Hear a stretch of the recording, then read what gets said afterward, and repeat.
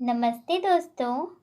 आज हम जिस विषय के बारे में बात करेंगे उसका नाम है जंतुओं का भोजन। आपने कभी गौर किया है, हम दिन भर जो काम करते हैं उस काम को करने के लिए हमारे शरीर को ताकत और ऊर्जा की आवश्यकता होती है, जो हमें कहाँ से प्राप्त होती है, आप बता सकते हैं? जी हाँ, ये हमें भोजन से प्राप्त होती है, इसीलिए हम प्रतिदिन भोजन करते हैं।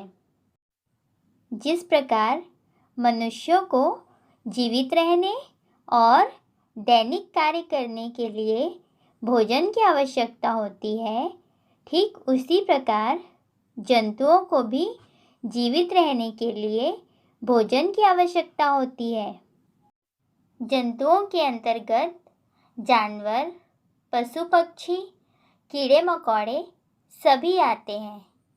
क्या आपने कभी गौर किया है, ये सभी जंतु जैसे गाय, बैल, चिड़िया, छिपकली, सांप आदि सभी क्या एक जैसा भोजन करते हैं? अब हम कुछ उदाहरणों से ये समझने का प्रयास करेंगे कि क्या सभी जंतु एक जैसा भोजन करते हैं। यहाँ हम जानवरों का उदाहरण लेते हैं, जैसे गाय। गाय हरी पत्ती, साग, भूसा और अनाज खाती है।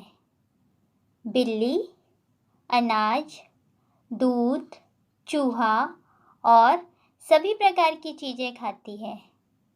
शेर जो दूसरे जानवरों को मारकर उनका मांस खाता है।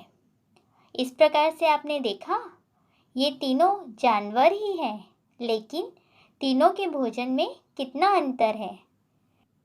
अब आप अपने आसपास पाए जाने वाले जंतुओं और उनके द्वारा किए जाने वाले भोजन की एक सूची बनाइए। आपके द्वारा बनाई गई तालिका को ध्यान से देखने पर समझ में आएगा कि हर जंतु का भोजन अलग होता है।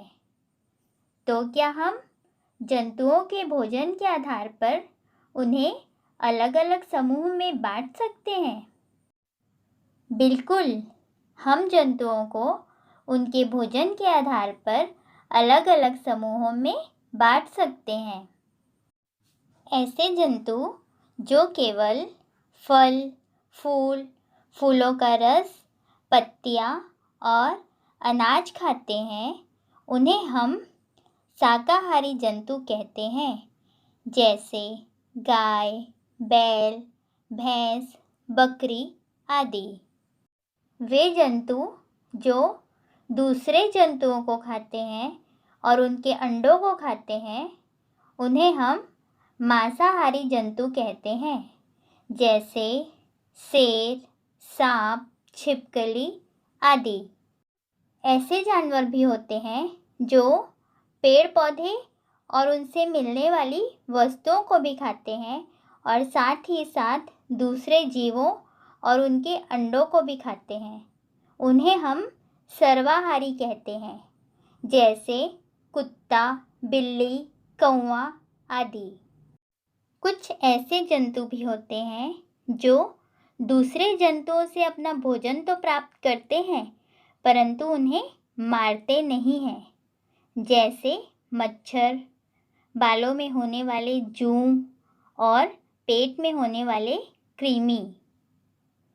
ऐसे जीवों को हम परजीवी कहते हैं।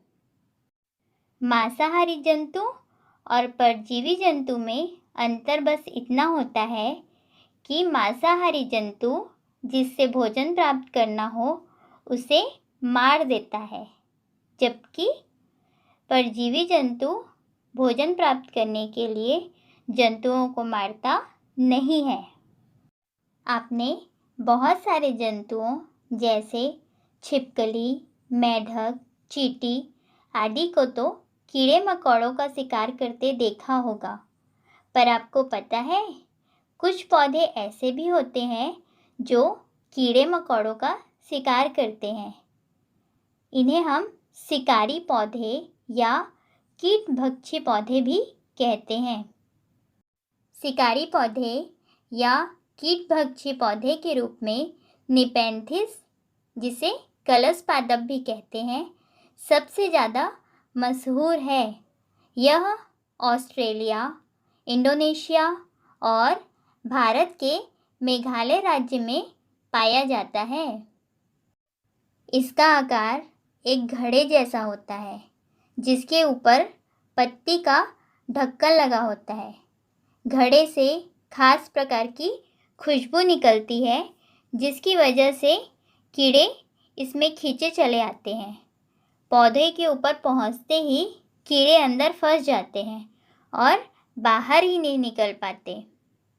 यूट्रिकुलेरिया और ड्रोसेरा ये भी कीटभक्षी पौधों के उदाहरण हैं।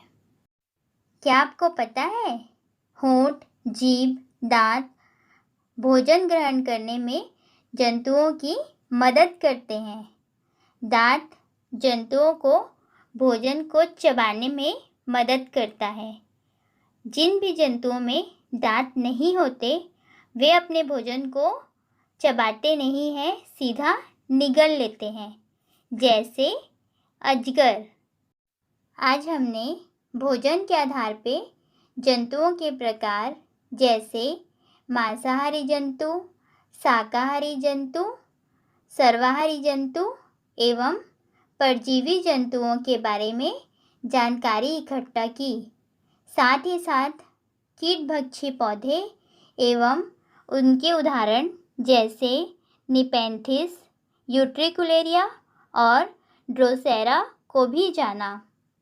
अब आप इसका अच्छे से अभ्यास कीजिएगा और हम मिलेंगे अगले वीडियो में।